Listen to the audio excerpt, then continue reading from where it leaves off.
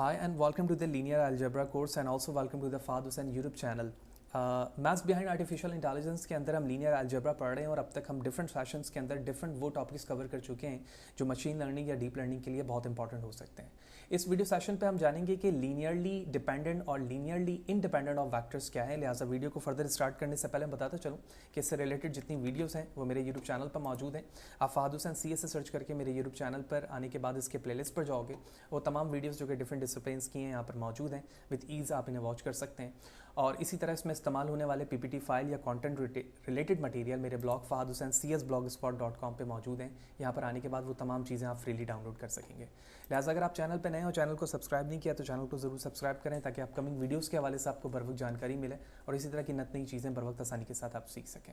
आप साथ ही साथ मुझे मेरे ब्लॉग फहद हुसैन cs.blogspot.com पे भी फॉलो कर सकते हैं ताकि जब भी यहाँ पर कोई चीज़ें अपलोड होंगी इस हवाले से भी आपको बर वक्त जानकारी मिले। लिहाजा सबसे पहले हम समझते हैं बिल्कुल स्क्रैच लेवल पर डेफिनेशन के लीनियरली डिपेंडेंट और इंडिपेंडेंट वैक्टर्स एक्चुअली है क्या। तो इस वक्त स्लाइड पर कुछ वैक्टर्स मैंने प्लॉट किए हुए हैं। फॉर एग्जांपल हमारे पास 3 वैक्टर्स हैं, vector A, vector B and vector सी।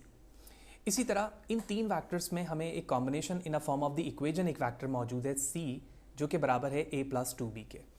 इस इक्वेजन में जिसमें आप देख रहे हैं कि 2a + b - c इक्वेजन के फॉर्म पर वैक्टर्स मौजूद हैं, ये भी एक वेक्टर की वैल्यूज़ हैं या वेक्टर के फॉर्म पर मौजूद हैं।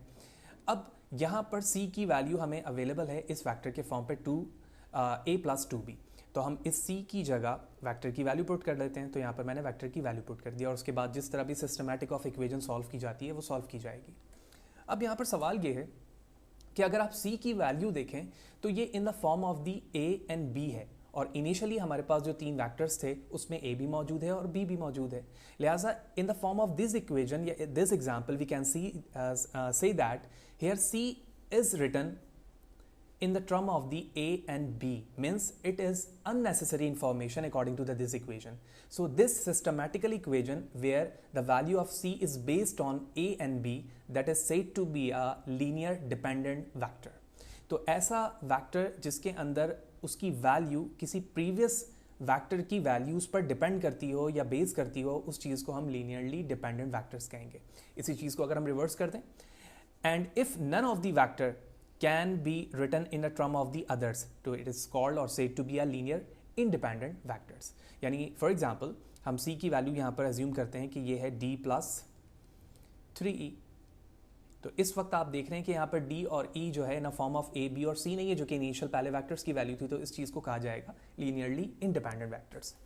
अब इसे हम in the term of the vector space देखते हैं और साथ ही साथ एग्जाम्पल करेंगे, बहुत अच्छे तरीके से बात हमें समझ में आ जाएगी। तो सबसे पहले हमारे पास कुछ कॉम्बिनेशन ऑफ वेक्टर हैं वेक्टर स्पेस में v12 till vn। अगर मैं इसे प्रूव करना चाहता हूं कि लीनियरली इंडिपेंडेंट या फिर डिपेंडेंट्स हैं तो ये मस्ट सेटिस्फाई करेगी हमारी इस इक्वेजन को। और इस इक्वेजन में ये बताया जा रहा है, जब हम linear combination of the vectors previous session पे पढ़ रहे थे तो हमने देखा था कि हम अपने वेक्टर स्पेस में से कुछ वैक्टर्स को लेंगे और जब भी हम उसे किसी स्केलर टर्म से मल्टीप्लाई करेंगे तो उसके डिफरेंट कॉम्बिनेशन बन सकते हैं। लेकिन यहाँ पर जितने भी वैक्टर्स हैं उनके कॉम्बिनेशन में वैल्यूज का मस्ट सेटिस्फाई होना चाहिए कि वो 0 के बराबर आ जाए। फॉर एग्जांपल एज्यूम करते हैं कि हमारे पास 3 वैक्टर्स हैं और हम उसे किसी भी 3 अलग अलग स्केलर वैल्यू से मल्टीप्लाई कर रहे हैं, यानी c1v1 + c2v2 + c3v3।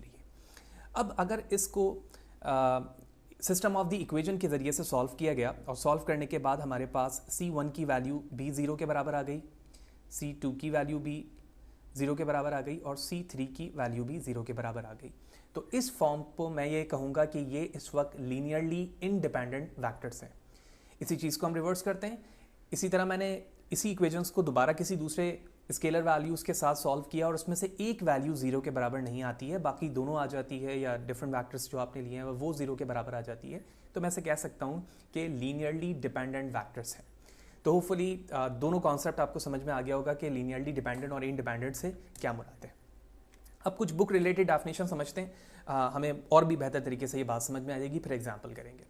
तो सबसे पहले लीनियर कॉम्बिनेशन ऑफ वैक्टर्स की डेफिनेशन लिखी हुई है यहाँ पर।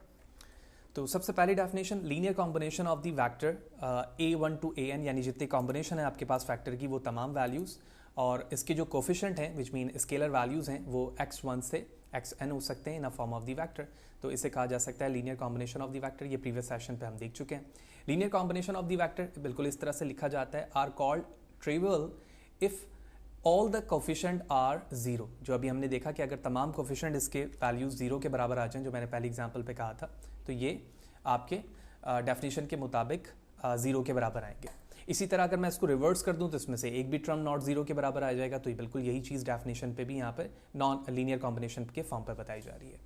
लीनियरली डिपेंडेंट और लीनियरली इनडिपेंडेंट, ये दोनों चीज़ें मैं प्रीवियस स्लाइड पर बता चुका हूँ, लेकिन ये बुक रिलेटेड डेफिनेशन पर अगर आप देखें तो नॉन ट्राइवल हो combination of the vectors are equal to zero vector. Zero vector का मतलब ये है कि जो इक्वल के राइट हैंड साइड पे जीरो लिखा हुआ है, इसको कहा जा रहा है कि ये जीरो वैक्टर है, ठीक है।